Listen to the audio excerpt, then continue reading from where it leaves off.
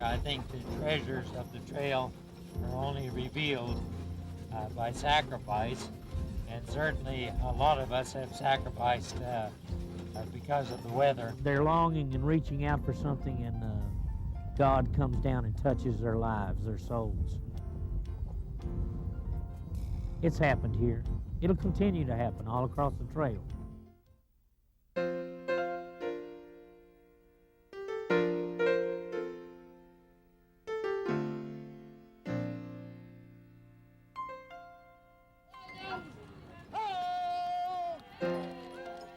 With everything in readiness, the command is given, and our 60 wagons are on the way. And we could sing. We've left the realms of safety. We were stopped once by the Indians. There were 1,000 of them. They could have easily killed us all. July the 5th. We were camped on a small stream called Gooseneck Creek. It was here my sister Mary Louise was born. A meeting was held. It was decided we could go no further. The snow so deep and no food. We were doomed to starvation. While many may say our toil was in vain To enter such a desolate land, someday this journey will be remembered as our legacy west.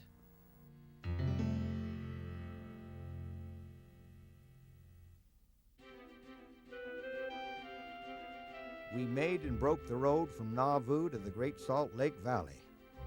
Some of the time we followed Indian trails, some of the time we ran by the compass. When we left the Missouri River, we followed the Platte, and we killed rattlesnakes by the cord in some places and made roads and built bridges till our backs ached. Where we could not build bridges across rivers, we ferried people across. Despite the inconveniences of leaving work and home and family, despite the potential hardships and deprivation of being on the road for 3 months, still people from all walks of life have responded to the unique invitation of this wonderful trail. It's as if a hidden yearning to be a part of this slice of Americana has surfaced in their lives, and they have come willing to learn the lessons the trail teaches. Once on the train, it seems the most frequently asked question is, are you going all the way to the Salt Lake Valley? In this company that sometimes reaches 300 persons, 150 have committed to see this trail all the way to its end, including Christina Dickin from Plymouth, Washington. Don't smile, Christina, okay? Vern Condi, a retired high school science teacher and itinerant minstrel, will ride and sing his way all the way to Salt Lake City. Oh, yeah, several of them back in the 1850s especially. There were about 20-some odd of them that came across the ox teams and mule teams and horse teams, and some of them even walked in handcart companies.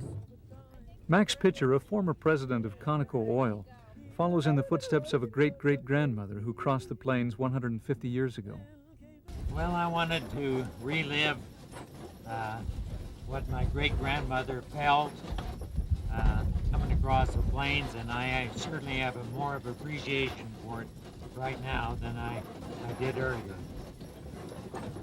They're not icons to us now. They're real people. Barbara Sawyer answered the trail's invitation at the Liberty Pole and walked with the handcart company for 10 days, covering a distance of 150 miles. I had started doing a lot of walking, and I was up to 6 miles a day just walking for my own pleasure, not knowing that I was really preparing for this journey. Get around over here. Get over there. Get over in there. Tennessee John, as he's affectionately called, is a professional mule skinner and travels 3,000 to 5,000 miles per year on a variety of historical American trails. But this is his first time on the Mormon Trail. I'm just out here searching for something. I don't know what I'm looking for, but maybe I'll find it one of these days. It's here. It's not out in that concrete jungle. I've never met any bad people on the trail, though. But these Mormon people, I don't know what it is about them there. They've got a lot of peace and serenity. As I told you earlier, I think the treasures of the trail are only revealed by sacrifice, and certainly a lot of us have sacrificed because of the weather and are pulling together because of it. I have discovered that it's hard, but yet it's so rewarding. You can be dead tired at the end of the day, and after a few minutes rest, you're talking and singing and playing instruments. The fatigue just leaves you, and you just feel uplifted again. They don't peddle religion. They're not trying to sell you any bill of goods. They're providing an example for you to see, you know. It's more of a follow me, watch how I do. I'm setting a good example for you. Maybe you'd like to have some of this that I have, some of the peace and serenity, tranquility that these people have. If it wasn't for one person, just one person, a 15-year-old married girl who put up with all of this, it's because of her that I exist and our whole family exists. So it's a pretty touching thing, frankly. You don't know it unless you're out here, do you? That's right. You have more of appreciation for the whole thing and for her. She could have said goodbye to it all. It wasn't easy for her.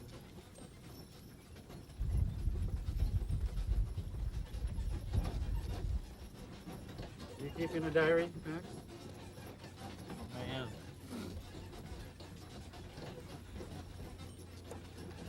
As I said, it only takes one person, you see?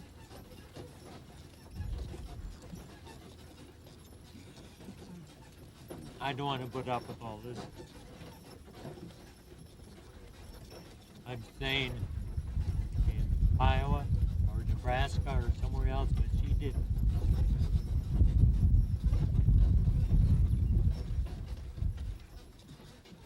I've seen some people change.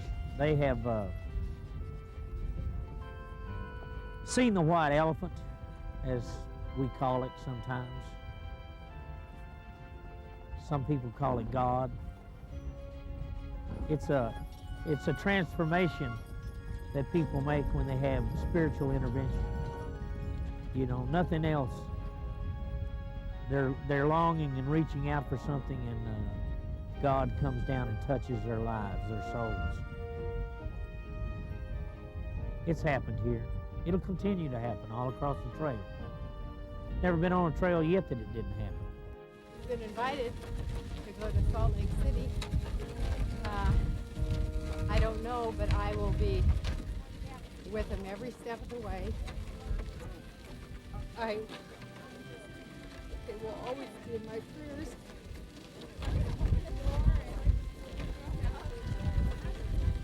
Thank you so much.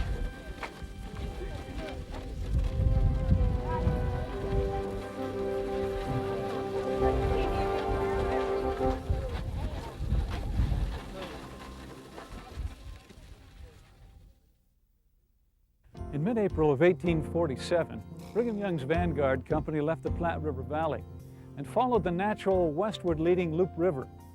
It would be a week's travel before they would make their way south again to the banks of the Platte. 150 years later, and following the same pattern, the reenactment team left Columbus, Nebraska on Monday morning, the 28th of April. Moving due west and following the Loup River for the next few days, they passed the cities of Genoa, Fullerton, and Palmer. And moving southwest and catching back up with the Platte, they passed through Chapman, and finally on the 3rd of May, they entered into the city of Grand Island.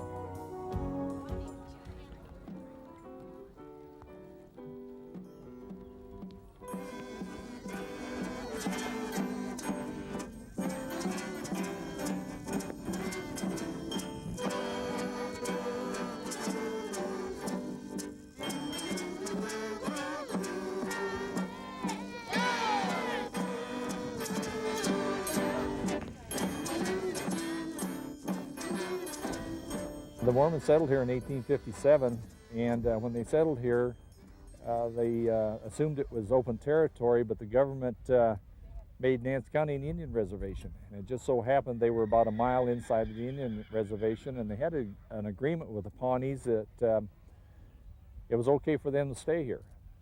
But the Indian agent at the time was anti-Mormon, and he got the Indians pretty well stirred up, and they drove the Mormons off. So they were only here for 2 years. As the wagon train passes from town to town, its presence creates a hunger for the true historical facts of each location. Conversations often include details of genealogical and historical discoveries, coupled with a renewed appreciation for the trail and its involvement in the establishment of the communities along its path. Generally, our history books are printed out of like California and Texas, and so what we buy is just through that area. What I teach is not so much use the history books as a resource. And before this, we really didn't have access to all this literature. And like I said, Genoa was one of the first way stations for the Mormons, and even in our history books there at town, we didn't have this information. Though many things have changed in the past 150 years, the weather has apparently remained a constant. Here at the camp near Fullerton, Nebraska, it poured 2 nights ago, with winds from 20 to 30 miles per hour. The temperatures dropped almost 40 degrees in the space of 24 hours. According to the journals of William Clayton, almost the exact same weather occurred at this time 150 years ago. He recorded that a cold north wind blew all day long, and that it grew so cold that the men wanted their coats on with a buffalo robe over the top of them. Clayton also added, having but one quilt for a covering, I suffered much from the cold. It's freezing! The wind chill factor is incredible. And body heat on my horse, keeping me warm. I tell you, I got better shoes than the pioneers had. I got better food. I got a lighter load. I got better roads, and I'm about to pass out. Hard work today. These are pictures of the ancestors that each of us are wearing. And they came across in the original trek. And it tells about them on the back and what company they came with and how old they were. all right.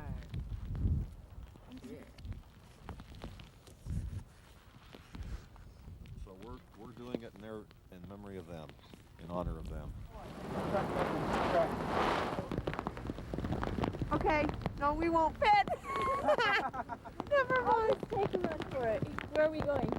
I don't know. Do you want to go sleep in the barn? Let me tell you, I'm so thankful for this barn. That was wonderful. We set up our tent in a stall because we're horses, you know. Hey, use one hand. 9.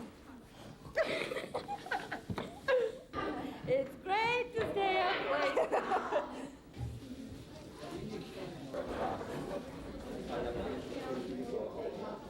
We feel wet, but we have a hot hat. Warm hat. Do you think the pioneers had a barn to sneak into? It's warmer up here than it is down there, but a lot warmer. But everybody's freezing.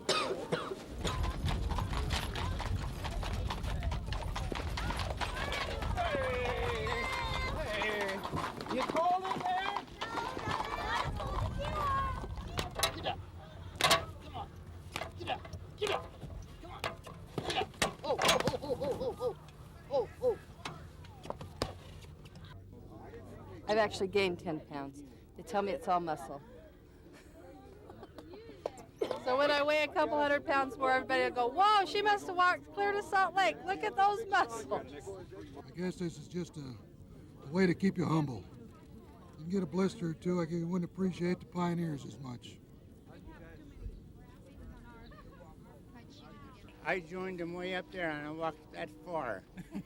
So I could say I walked on the trek. See how far that is? The grounds surrounding Grand Island's famous Stir Museum served as the camp's location. That weekend, nearly 7,000 people visited the museum site, taking in the festivities of the reenactment. Never before had such a crowd entered the museum gates. And I had tears coming out of my eyes. A friend standing next to me said, Gail, you know, and I'm looking at him going, I'm fine. But I just got goosebumps when I saw it. And for me, I'm a very visual person, so to see in my mind, I didn't see the support vehicles and I didn't see all the modern stuff. I saw those people that went first. I too was one of those people that stood out in our swale that is located on our property and just stood there and felt the impact of those that went before me. I think it's remarkable. I do not term it as a ghost of those that came before me, but the energy of those people that walked that trail, that gave their lives, that lost their children, but yet continued to go forward and make a better place for themselves and those that came after them. You have to feel it. It's remarkable. If we don't know our heritage, we don't know who we are. Who came before us formed who we are, what we do, why we do it. If you have no appreciation for your past, then I don't think you know who you are.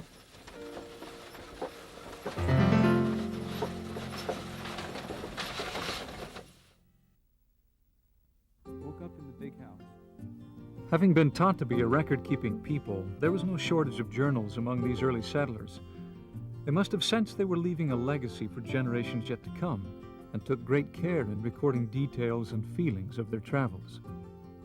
The sand seemed to get thicker and thicker as the rain and the wind blew harder and harder.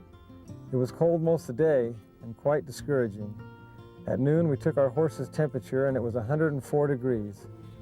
We went through 3 miles of mud and deep sand. There were very few of us pulling the carts, and it felt at times that I was the only one pulling mine. By the time we took a break, some high school kids from Palmer had joined us to help pull. They were truly heaven sent. Keeping a journal is a remarkable experience in life because we tend to forget. We tend to forget the little experiences of life, and we tend to forget who we interacted with, and we tend to forget the building blocks that build our character and that build our integrity and that build our work ethic.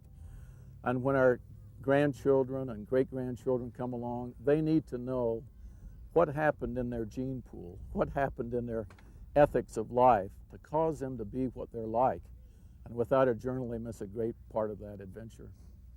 A few days ago when we had our big 24-mile day through the rain and the mud, along about noon I was feeling rather tired, but after a good lunch and nourishment I suddenly felt rejuvenated, and all afternoon I felt very strong, and I know that wasn't just me that did that. I know it was a result of all of the prayers and from people at home that said they would pray for me along the way. Because of the lack of space, only the most prized possessions were carried across the plains. Likewise, nowadays, the space is limited. But John Lodefink, respecting the writings of early settlers, carries a pioneer journal. This was a story of Anna Christina Peterson, and she is the great-great-grandmother of Rosalie Reed, a good friend of mine from work. And she felt so strongly about this story that she wanted me to take it across the same route that her great-great-grandmother took. I was born March 18th, 1856, in Copenhagen, Denmark. My parents left Copenhagen for Liverpool, England, early in the spring of 1857. Here a company of 544 saints, mostly Scandinavian, boarded the sailing vessel Westmoreland and put out to sea. Upon reaching Iowa City, a handcart was assigned to each family, and after loading our belongings, the next westward trek was begun. I, being so young, was permitted to ride a great deal of the time. The caravan reached Omaha about July 1st, 1860, where my mother became very ill, and the doctor said she would not live if she did not have her leg amputated. But her great faith carried her through without an operation. She had been promised she would see Salt Lake City. The family rested a short time for her to recuperate, and the rest of the company moved on. In the spring of 1861, our journey continued, but my mother was far from well. She had to ride most of the way, as did 3 of us children. It was at this time I became very ill and slipped into a coma, and in spite all that loving hands did for me, I was thought dead. Those in charge of the company thought it best not to stop for burial, which was common then with Indians on the warpath. So I was wrapped in a blanket and lived by the roadside, hidden in some tall bushes. After camp was made that night, my mother, sensing that something was amiss, left camp under the cover of darkness in search of me. Despite her ill health, she walked throughout the night until she found the spot where I was left. Fortunately, for my sake, she was guided back to me and found me still breathing. Throughout the next day, she carried me back to the company, to my father, who had been anxiously searching for her. After loving hands cared for me and the elders administered to me, my health was restored and I was spared to come to Utah. There, my childhood and girlhood was spent. For some 600 miles, the Platte River served as a guide and a source of water for the pioneer companies. In some ways, though, it was sort of a necessary evil. Early references to the river describe it as being too thick to drink, too thin to plow, impossible to navigate, too yellow to wash in, and too pale to paint with. Such was the broad, sunken floodplain of the Platte. Come thou fount of every blessing, tune my heart to sing thy praise. Streams of mercy never ceasing, fill my soul with loudest praise. Teach me some melodious sonnet, sung by flaming tongues above. Here's the mount, I'm fixed upon it, mount of thy redeeming love. Oh, to grace, how great a debtor daily I'm constrained to be. Let thy goodness as a fetter bind my wandering heart to thee. Prone to wander, Lord, I feel it, prone to leave the God I love. Here's my heart, oh, take and seal it for thy courts above. Here's my heart, oh, take and seal it